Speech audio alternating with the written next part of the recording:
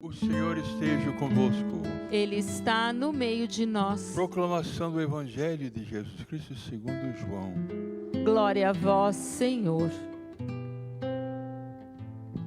Naquele tempo, Jesus disse aos judeus que nele tinha acreditado: se permanecerdes na minha palavra, sereis verdadeiramente meus discípulos.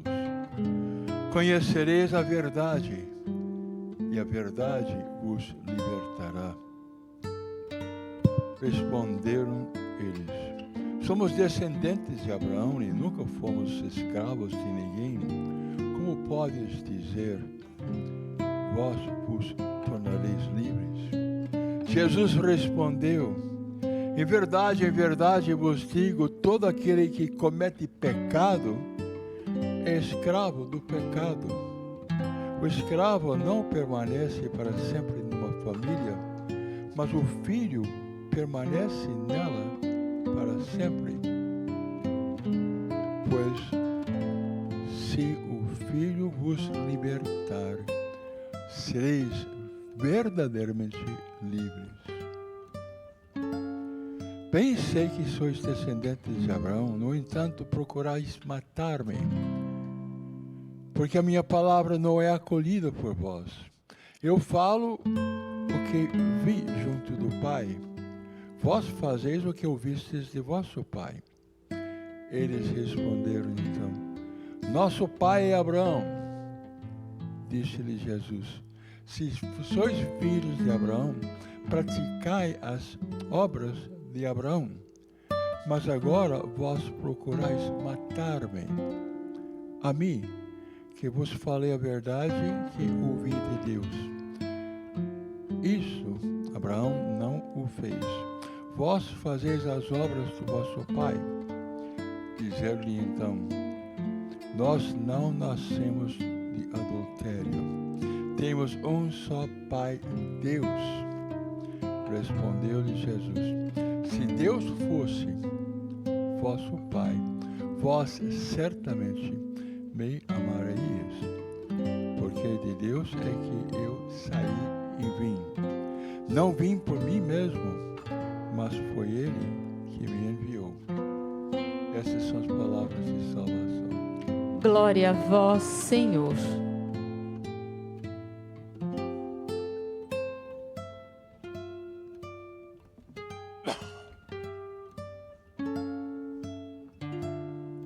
Poderíamos, de uma maneira apropriada, usar um antigo e sempre válido provérbio que afirma que o maior surdo é a pessoa que não quer ouvir.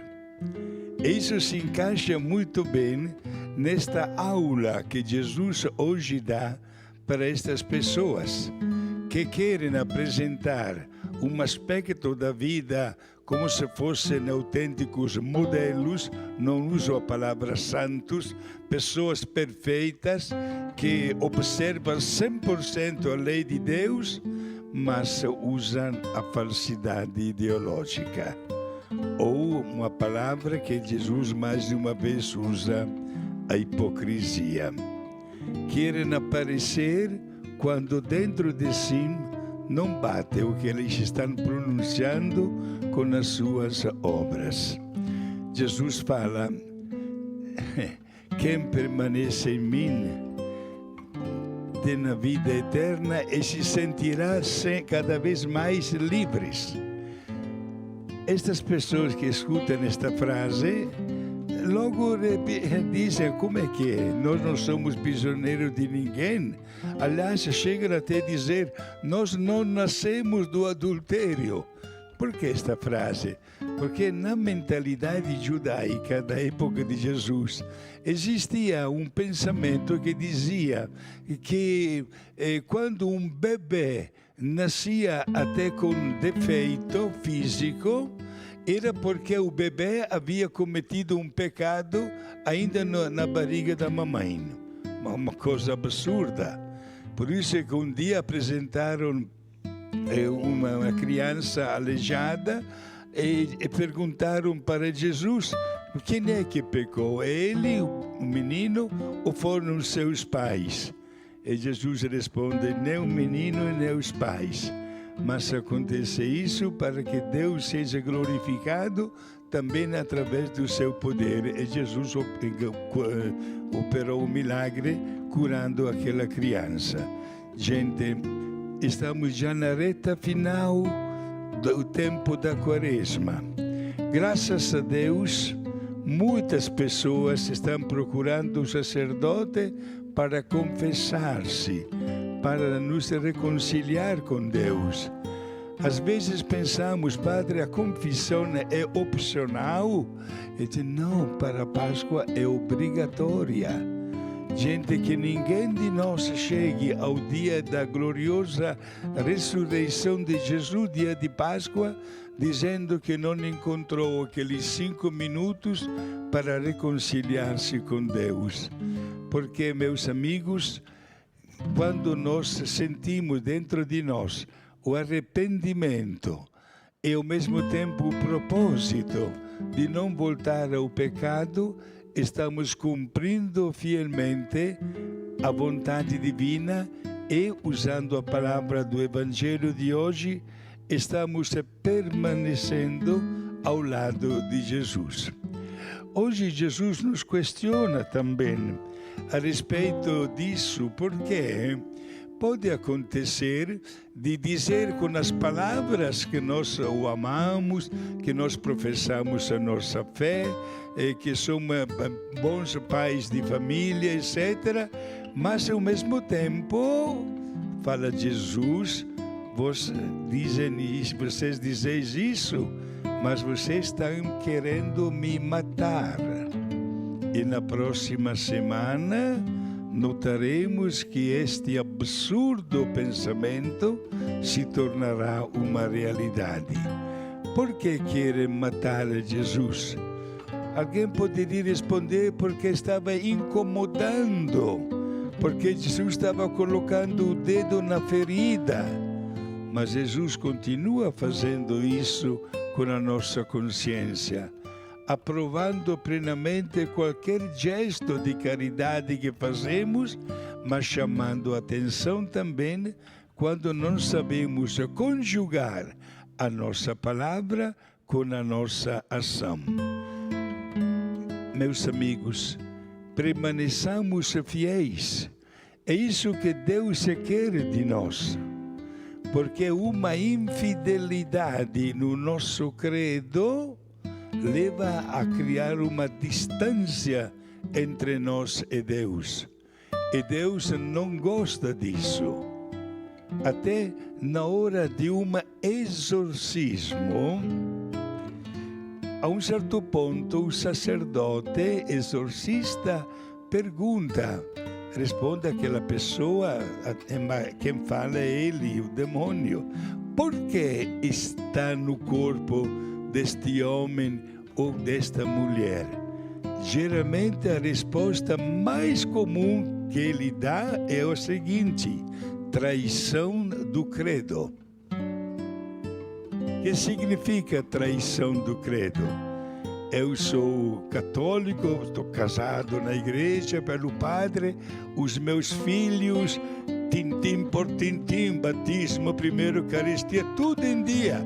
Mas eu frequento aquela igreja, aquele centro, aquela outra religião exótica que existe por aí. Ai, ai, ai, é isso que se cria quando o demônio bate palmas, porque é isso que ele quer. E Jesus chora mais uma vez. Permanecei em mim, fala Jesus. E sabemos que só quando estamos apegados nele, até a nossa fraqueza humana encontra uma fortaleza. Porque Deus nunca rejeita uma pessoa de coração arrependido. Olha como foi belo o episódio de domingo passado, né, com aquela mulher presa em flagrante adultério, e a um certo ponto Jesus pergunta para ela: onde estão os que te queriam apedrejar? Ninguém te condenou? Ninguém, respondeu aquela mulher. E Jesus: nem eu te condeno. Vá em paz e de agora em diante procure não pecar mais. É isso que Jesus faz conosco, com a nossa fraqueza.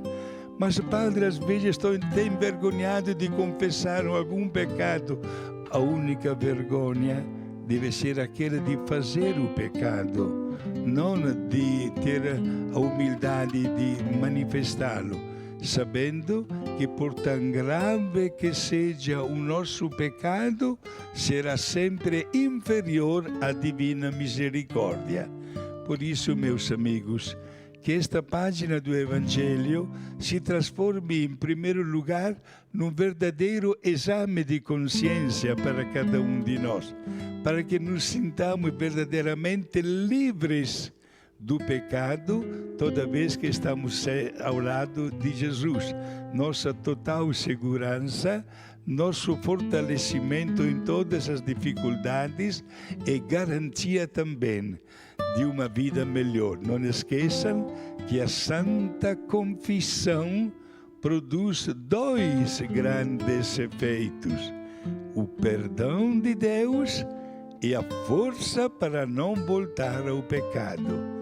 Vamos encontrar todos um tempinho, quem ainda não encontrou, para preparar-se dignamente para celebrar a Semana Santa, que se aproxima já na próxima semana, e com o coração em paz, para que Deus possa notar que, apesar dos nossos limites, somos capazes de sermos hoje melhores e diferentes de ontem.